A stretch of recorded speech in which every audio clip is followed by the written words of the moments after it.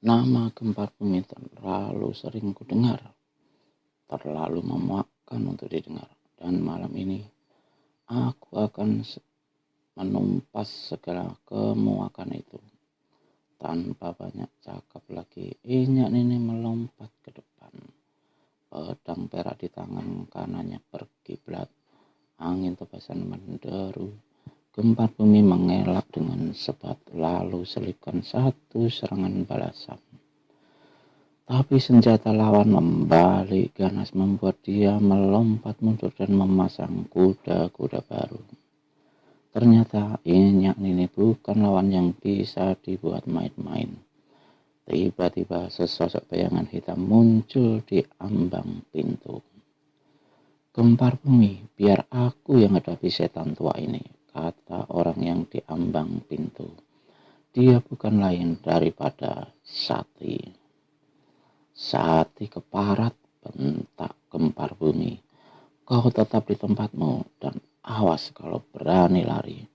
Kau akan terima hukuman dariku, menciut hati Sati. Maksudnya hendak menghadapi Inyak Nini adalah sebagai penebus kesalahannya.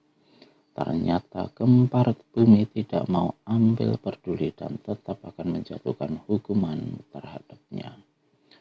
Dia berpikir-pikir untuk lari, tapi itu tentu membuat gempar bumi akan bertambah kemarahannya. Karenanya Sati berdiri di ambang pintu itu dengan hati yang tidak enak serta serba salah. Pondok itu tidak seberapa besar, karena tanpa senjata agak sukar bagi gempar bumi menghadapi amukan Inyak Nini. Pedang perak bersiuran kian kemari, memapas dan membacok, sedang tusukan-tusukan ganas meluncur berulang kali. Namun mata gempar bumi yang tajam segera melihat kelemahan-kelemahan jurus ilmu pedang yang dimainkan oleh lawannya. Segera dia menggempur tempat-tempat pertahanan yang lemah ini, hingga pertempuran berjalan berimbang beberapa lamanya. Tua renta sialan makan ini, teriak gempar bumi. Tangannya mengerut saku. Sedetik kemudian puluhan jarum mendengung laksana tawon menyambar ke arah Inyak Nini. Inyak Nini terkejut. Serta-merta dia putar pedangnya. Belasan jarum hitam mental dan luruh ke lantai. Tapi beberapa di antaranya tak sanggup dipapasinya dengan pedang dan terus menembus dagingnya. Inyak Nini menggarung macam serigala dan menyerbu dengan dahsyat. Dia sudah tahu keganasan racun yang terendam di jarum itu. Meski dia telah kerahkan tenaga dalamnya untuk menutup beberapa jalan darah yang penting agar racun jahat itu tidak merampas ke jantungnya, namun tetap saja rangsangan jarum membobolkan jalan darah, terus mengalir menuju jantung. Inyak Nini sadar bahwa bahaya besar yang mengidap dalam dirinya dalam tempo 24 jam. Jika tidak terdapat pertolongan, pasti jiwanya melayang. Gempar bumi tertawa sewaktu mengetahui senjata rahasianya berhasil menemui sasaran di beberapa bagian tubuh lawan. Perempuan tua, lebih baik kau bunuh diri sebelum racun jarum itu menghancurkan kau punya jantung.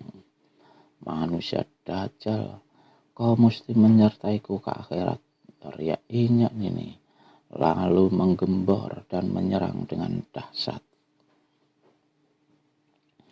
Brak! Sambaran pedang Inyak Nini mengenai tempat kosong dan menghantam dinding pondok hingga hancur bobol. Gempar bumi pergunakan kesempatan ini untuk menyerang dari samping. Tapi tahu-tahu tendangan kanannya Inyak Nini bersarang di bahunya. Tubuhnya terhuyung-huyung beberapa langkah dan bahunya sakit bukan main. perempuan berdebah maki gempar bumi.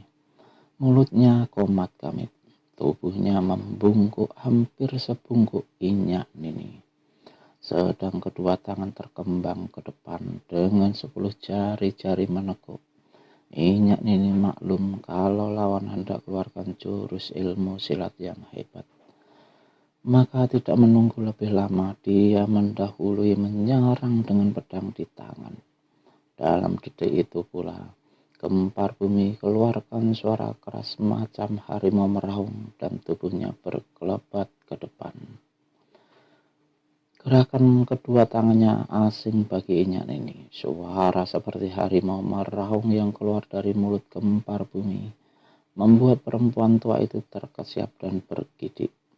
Kemudian terdengarlah pekik perempuan tua itu dan menyusul pula pekik Mayang yang melihat paras gurunya berlumuran darah mengerikan. Inyak Nini terhuyung-huyung sampai 5 langkah ke belakang. Kulit mukanya terkelupas dalam 5 guratan yang dahsyat. Parasnya berselimutan darah, sedang pedang perak di tangan kanannya sudah berpindah ke dalam tangan kanan gempar bumi. Sungguh dahsyat jurus mencakar kepala ular naga, merampas busur pemanah yang telah dilancarkan gempar bumi tadi. Jurus itu salah satu jurus terhebat dari ilmu silat harimau. Apakah masih belum mau bunuh diri? Ejek gempar bumi. Inyak Nini tidak menjawab. Lututnya menekuk dan tubuhnya perlahan-lahan turun ke bawah macam orang hendak roboh. Tapi mendadak diiringi satu lengkingan dahsyat. Perempuan ini melompat ke depan, hantamkan ke 2 tinju kiri kanan dan lancarkan 2 tendangan susul menyusul. Walaupun ini serangan percuma saja, rasa marah, dendam, kebencian yang bertumpuk di hati Inyak Nini membuat dia lupa memperhitungkan bahwa lawannya tidak lagi bertangan kosong saat itu, tapi menggenggam pedang perak miliknya sendiri. Sekali gempar bumi memutar pedang, maka terdengarlah raungan Inyak Nini. Kedua lengannya terbabat putus, salah satu kakinya luka parah. Mayang menjerit lalu menangis terseduh-seduh. Inyak Nini terhampar di lantai pondok. Tubuhnya berkelojotan beberapa detik, kemudian diam tak berkutik lagi. Gempar bumi melangkah cepat-cepat ke hadapan tubuh Mayang dan memanggil gadis yang telah hilang keperawanannya itu. Bunuh aku keparat. Kau terlalu banyak rewel, adik gempar bumi, dan menotok jalan darah di leher Mayang, hingga Mayang di sampingnya kaku tak bisa bergerak kini, juga tak dapat keluarkan suara.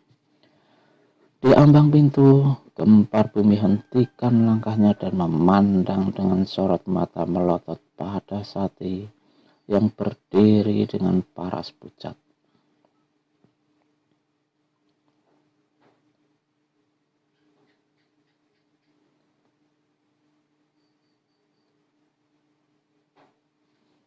Kesalahanmu terlalu besar, Sati.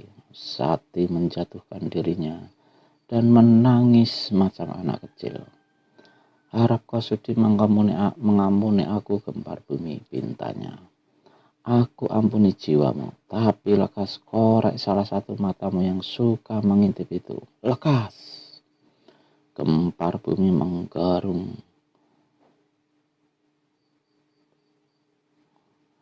Sati, gempar bumi. Sati menggerung dan bersujud.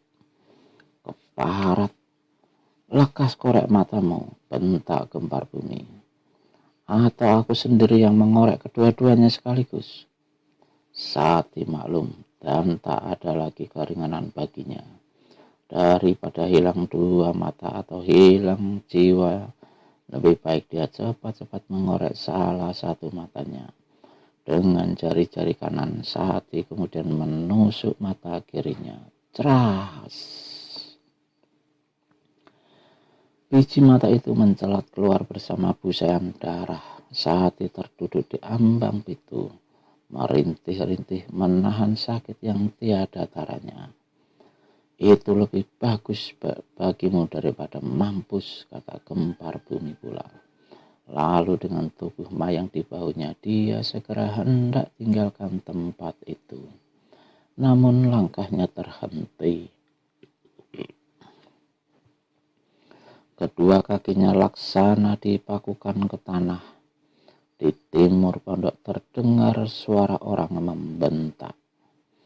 Manusia jahanam, berani bergerak satu langkah saja, ku pecahkan batok kepalamu.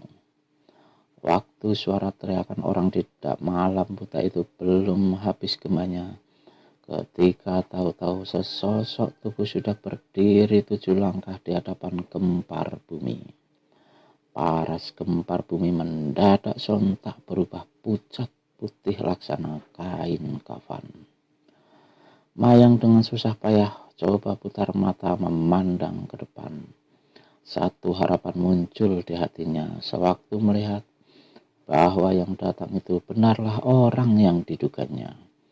Kalau saja mulutnya sanggup bersuara, pastilah dia akan berseru memanggil nama orang itu. Turunkan gadis itu, cepat! Bangsat, dia milikku. Kalau kau inginkan dia, silahkan ambil sendiri, jawab Gempar Bumi. Lalu segera dia cabut keris si penyingkir jiwa.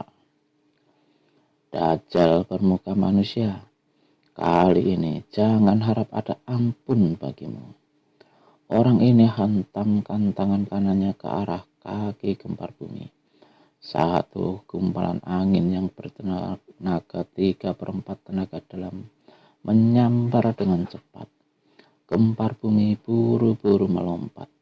Tengkuknya terasa dingin ketika memandang ke bawah dan melihat bekas angin pukulan lawan. Tanah dan pasir bermunceratan. Sebuah lubang besar kelihatan di tanah akibat pukulan kunyuk melempar buah yang telah dilepaskan oleh Wiro Sableng.